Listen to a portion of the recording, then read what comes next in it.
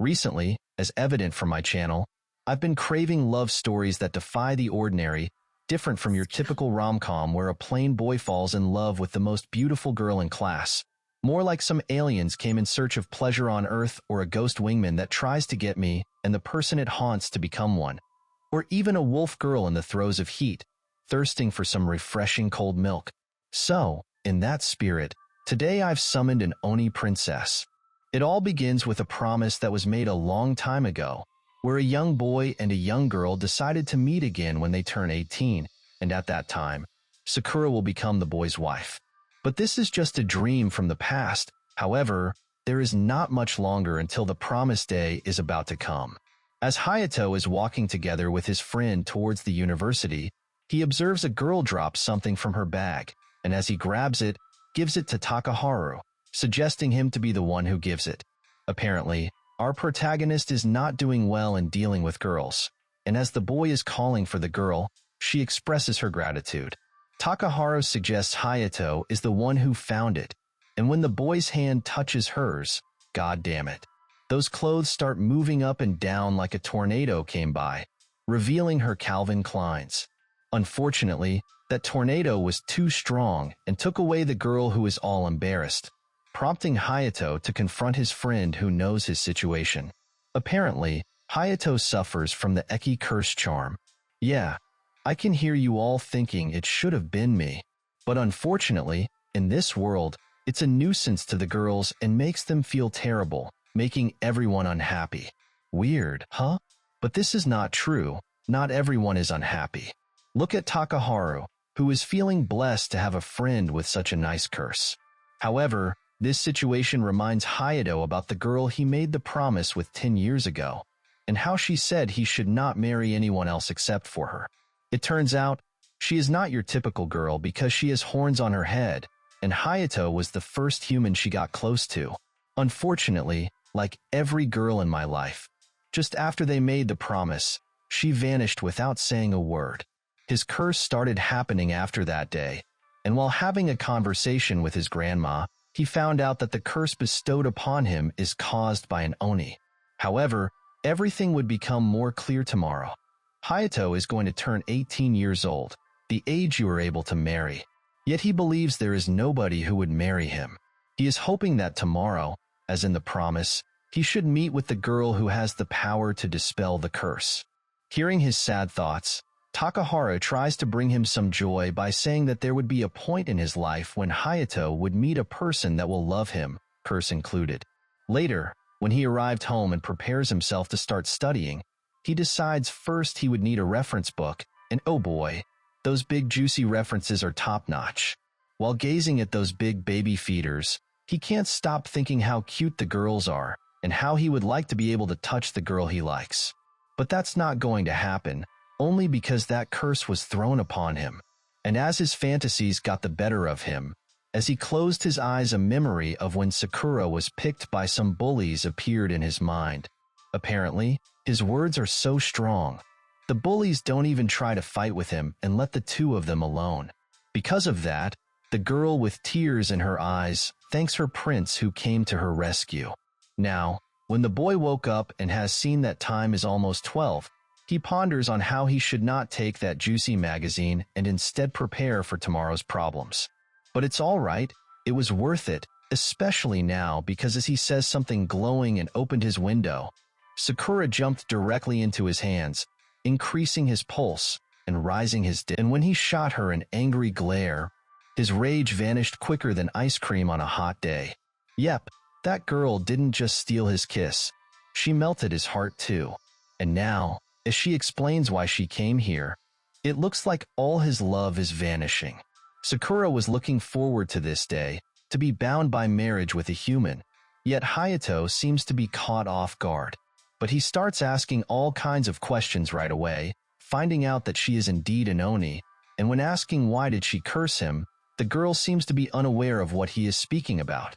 And as the boy thinks she is messing with him, since nothing lewd has happened to her after touching him, Hayato keeps on questioning her and wants to know what she was thinking when she threw this kind of curse on him for 10 years, but Sakura denies it, suggesting she did not do such a thing. And as she tells him why she vanished so quickly that day, the curse hits.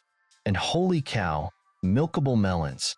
What appeared in front of his eyes was more than enough to accept and move on with the curse. But Hayato excuses himself and covers his eye. At least that's what he pretends to do while taking a glimpse through his fingers at those jiggly balls. With that being said, it turns out Sakura was affected by the curse, meaning she is not the one behind it. Now, as he thinks he should do something and stop peeping at the girl who stands in front of him, Hayato grabs a blanket and puts it around her, suggesting that she use it. Otherwise, who knows how long he could last without erupting. As the girl thanks him and is about to touch his hand in gratitude, he quickly moves away, suggesting it would be unpleasant for her since misfortune would happen to the girl he touches. You can say it's a curse as many times as you want, but for me, that still remains my #1 pick from the curse list. Hearing him say how he has been like this since the moment she left 10 years ago, the girl apologizes and jumps on him, preparing his body for a spell. In the next moment, she places her hand on his body and says some words I've never heard of, making the entire boy's body covered in flower tattoos. Apparently, these marks are a curse left by someone who also used a spell to hide them. As the worried boy wants to know what she could do in order to solve this curse, silence follows, followed by the words, "I don't know how." From all the things she knows and has studied, these marks are something she has never seen before. Only one thing is obvious. Whoever did this harbors a deep attachment to Hayato. It is as if the curse will never fade. Hearing that, lots of questions bump into his mind. Why would a person like that do something like this to him? Who could it be? Is there anything he can do? And as he ponders over this, he decides it is not Sakura's concern, and the marriage between them should stay off the table. However, Sakura is not ready to give up on her marriage and lends her hand, suggesting that both of them uncover a method that can unravel his curse. Apparently, Sakura has a family member who studies curses, and he may know something. Yet, when hearing that the girl is so pumped to help him, Hayato wonders why she would want to marry him. Yes, they made a promise when they were kids, but being separated for such a long time, they wouldn't know anything about each other. And as he worries about whether he is good enough for her, and again, the girl assures him he is, making Hayato believe she is taking things too lightly. She even tells him that they can put the marriage aside until they unravel the curse, and there is no need for him to worry that much. Their situation was already set from the moment they met. He gave Sakura his hand and saved her. That's why, from here on, she is going to be together with him. Hearing her words, Hayato becomes all sentimental and grabs her hand and says that he always felt so disheartened offering his apologies to girls. The others couldn't understand his curse, and if there is a slim possibility, he wants to do everything he can in order to unravel the curse. Filled with hope, he asks Sakura to lend him her power. As the moment between the two of them was way too cute, the god of pleasure decided to enchant it using his power and blow the girl's clothes, revealing some nose-bleeding scenes. The next morning, before awakening, Hayato is having a dream where someone is saying that it's not willing to hand him over to any other person, making the boy sweat hard as he believes that was a really weird dream. And now, as he stands up and takes the blanket off, he discovers near him a sleepy Sakura that makes the morning what he has even harder.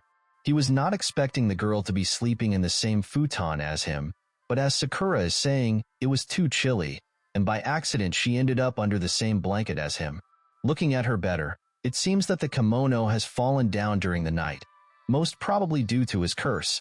However, they are interrupted when someone calls at the door. After instructing the girl to stay there as he goes to check who might be, upon opening the door, Takaharu is there with some confetti, wishing Hayato a happy birthday. Not only that, but he shows him a cake that makes the boy believe it was not made by Takaharu, which he confirms and calls for someone. Her name is Akaha, and she is the one who made the cake for Hayato. It turns out she was always good at making food, and everything turned out well, but she seems to be quite distant from him. Akaha and Takaharu knew about Hayato's curse from the start, and had always stayed by his side. That's why they became two very important childhood friends. And now, as they are about to head towards the school, Hayato tells them to go forward and meet there, but the other two insist they can wait until he takes his stuff. But before he manages to say anything else, the cute-looking Sakura comes outside covered with nothing but a blanket, surprising everyone. The poor girl believes she managed to cover everything, but that's not even close. However, in this situation, Hayato must come up with a good explanation, but telling the truth would add more confusion for his friends. When trying to tell a lie about how she is a relative who has been living with him for a short time, when one of his friends asks what her relationship is with Hayato, the boy's lie is unveiled as she says, "I'm Hayato's future wife."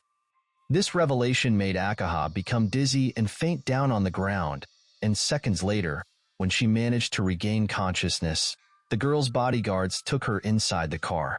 As Hayato and Sakura managed to remain alone, the boy confronted the girl about why she came out, prompting Sakura to say that she was glad to meet Hayato once again. That's why she wished not to be away from him, even for a single moment longer. And goddamn, I can't continue with that. Who could stay angry or plain when looking at this and hearing those sweet words? It seems not even Hayato is able to restrain himself because, not even a second later, after suggesting that she knows what is happening, he touches her. Moreover, what if he is going to remain like this and move closer to the girl, placing them in a more awkward situation? Realizing what he had just done, Hayato hastily retreats, mumbling about fetching Sakura some clothes. Once he's safely out of earshot, he transforms into a giant rubber ducky and ponders how what he had done was so dangerous. And as he walks inside another room, something totally out of the ordinary happens in front of him as some spiked bats and electricity are thrown towards him. And the words, "You are the man who has led on our princess," come out of this monstrous mouth, surrounded by some other ferocious demons whom I would gladly fight against just to see her angry face under my Moving on. She keeps on saying things that, unfortunately, Hayato is unable to understand since they sound like a foreign language. And without giving him time to do or say anything, she raises the big bat and is about to make Hayato hit the floor. This situation makes him think about Sakura and how he was surprised to meet her the first time. A girl with horns on her head and pointed ears, but her smile bloomed like a flower. And as he believes they won't have another chance to meet, he says farewell to Sakura, something that resembles a shield unveiling around him. Sakura, who is still not wearing anything but the blanket, protected him and is now about to speak with the demons that came for Hayato's head. Unfortunately for them, seeing the girl in this posture does not make them happier, as they believe this guy must have done some unholy things to their princess. But after some explanation, they understand that Hayato is the one to whom Sakura gave herself. These demons are Sakura's bodyguards, and she apologizes for their meanness. As they introduce themselves, the demon mommy expresses once again her apology and gratitude for helping out with the princess's important business.